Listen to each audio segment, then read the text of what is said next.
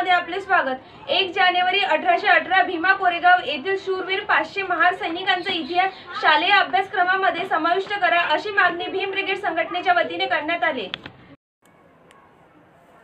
Bhim brigade Maharashtra संघटनेच्या वतीने आज दिनांक जिल्हाधिकारी यांच्यामार्फत शालेय शिक्षण मंत्री यांना निवेदन देण्यात आले। 1 जानेवारी 1818 रोजी भीमा कोरेगाव येथे झालेली न्याय हक्कासाठी व स्वाभिमानाची लढाई जिंकली होती।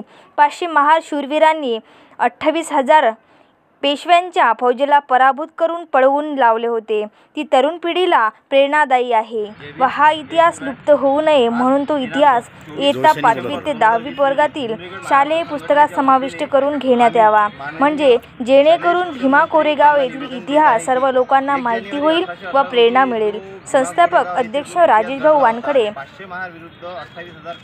अशोकभाऊ नंदागवळी, जिल्हा महासचिव विक्रम तसरे, प्रवीण मोहोळ, शरद वाकोडे, राजेशभाऊ भटकर, उमेश दुर्योधन, नितीन काळे, प्रवीण वानखडे, सुशील चोरपगार, रुपेश तायडे, मंगेश आठवले, अजय तायडे, वीरेंद्रभाऊ कीर्तक, धर्मशील मेश्राम, प्रफुल्ल वानखडे, तालुका संपर्क प्रमुख बबलूभाऊ रामटेके, दुर्योधनभाऊ डोंगरे, संघपाल खंडारे व सर्व भीम ब्रिगेड संघटनेचे शिलेदार उपस्थित होते। नमूद करून तरुण पिढींना माहीत व्हावा व हा इतिहास सर्व जनतेसमोर यावा यासाठी आज आम्ही निवेदन देत आहे। ज्याप्रमाणे शिवाजी महाराजचा इतिहास शालेय पुस्तकात नमूद आहे, ज्याप्रमाणे संभाजी महाराजचा इतिहास आहे, ज्याप्रमाणे सावित्रीबाई फुलेंचा इतिहास माहीत आहे, त्याप्रमाणे या 1 जानेवारी 1818 ची लढाई ही सर्वांना माहीत व्हावी यासाठी आज आम्ही निवेदन